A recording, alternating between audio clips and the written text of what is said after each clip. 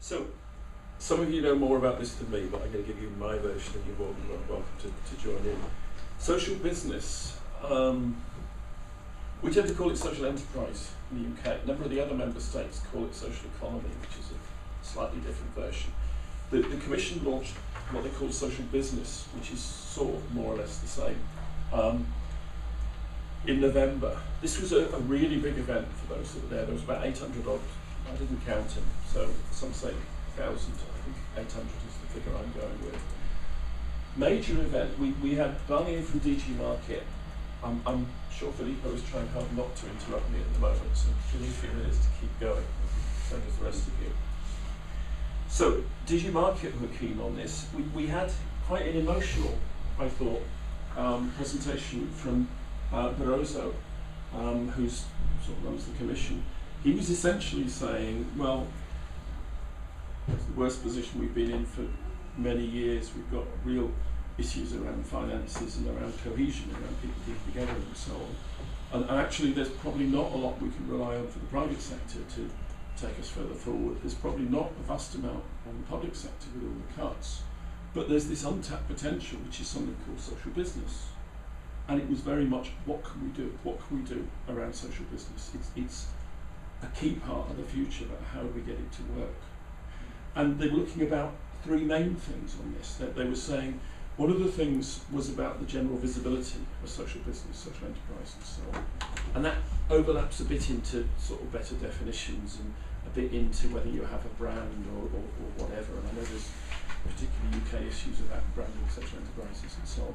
But one thing is about getting it visible. I have problems in the Northwest when we talk about enterprise and business and with ERDF, and you sit round a table that is just about 100% white men in suits, and you look at people that to me are quite old-fashioned and looking backwards, and actually getting an idea of what enterprise is these days and what social business is these days is quite difficult.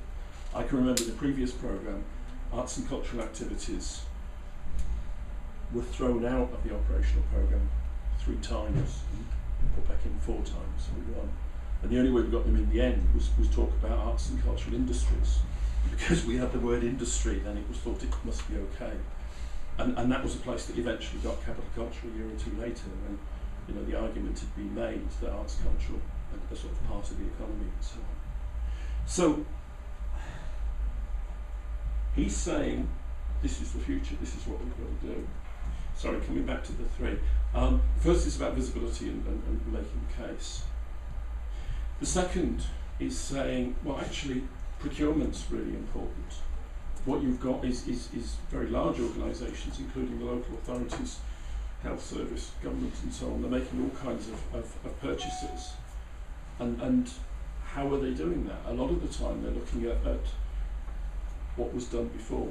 There's quite an avoidance of risk in a lot of procurement departments, a lot of work done on this. We need to make sure procurement is actually delivering more local jobs, including social enterprises and so on. The third bit is that the finance isn't properly sorted out for social enterprise. We need better ways of financing. We need better ways of allowing organisations to develop. So social business was based around the visibility, the procurement, and the finance. And the Commission, partly through structural funds, moving forward on that. The other bit is we got sort of big hitters and so on. We've got Barnier and Barroso there. We'd also got Minister from Poland making a key speech because Poland was running the presidency, and Minister from Denmark. Denmark's the next presidency. And we also got a Minister from the UK saying how brilliant Europe was and how this is at the same time as the rest of the UK was saying Europe was not actually in any way brilliant. Cameron was about to do his veto. Yeah. So we got Nick Hurd saying this is really important. We really want to work with Europe on social business, take this further forward. He did say, but you've got to cut on the red tape. We're only going to work with you if you simplify and so on. But he was, and it was, I thought, a really powerful speech. I think probably 1 or 2 others of you were there. But it was very much, we need to support this. So what we're moving towards at the moment is something that Europe is very keen on and our own government is very keen on. We talk about simplification, less red tape, civil society, social economy and so on. So everything seems to be moving in the same direction at the moment. In fact, let me go back for a second. There's a couple of bits that came out. Find them. You've not got these in your pack, but as part of that they've got Social Business Initiative, and they're talking about setting up a favourable ecosystem to promote social businesses in the social economy and innovation.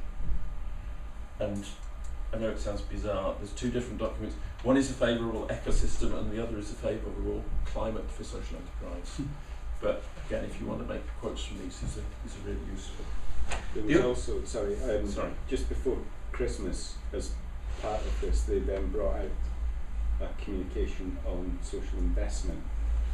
So, in the Social Business Initiative, there were those 3 themes that you mentioned, and behind those there were then 11 key actions split across the 3 areas.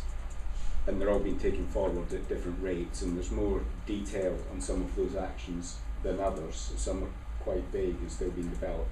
But one thing they said they would take forward quickly was social investment. They said they would do it by the end of last year, and they did. They brought out a communication on social investment, and there was a consultation before that to inform that. So that's one bit that's going ahead quite quickly by the looks of it. Is that the ESA?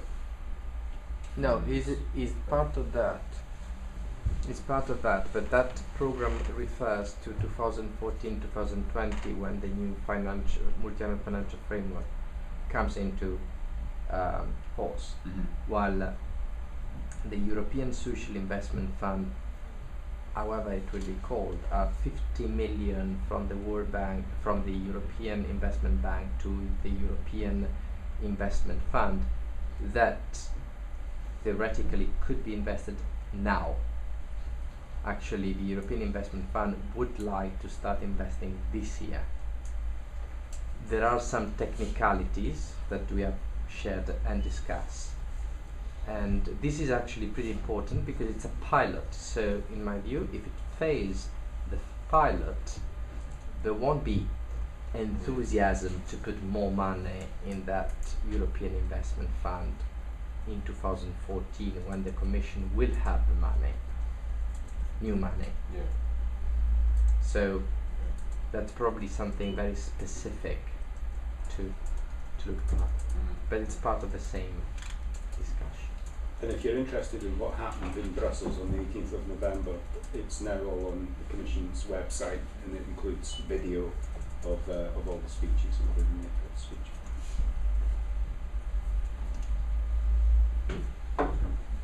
This particular stuff around social investment and financial instruments or whatever very strongly connects to what UK government is doing as well, social impact bonds and so on. And I'm not the best person to talk to about this, there's others around the table, but we've got a real opportunity as for the process to move on this.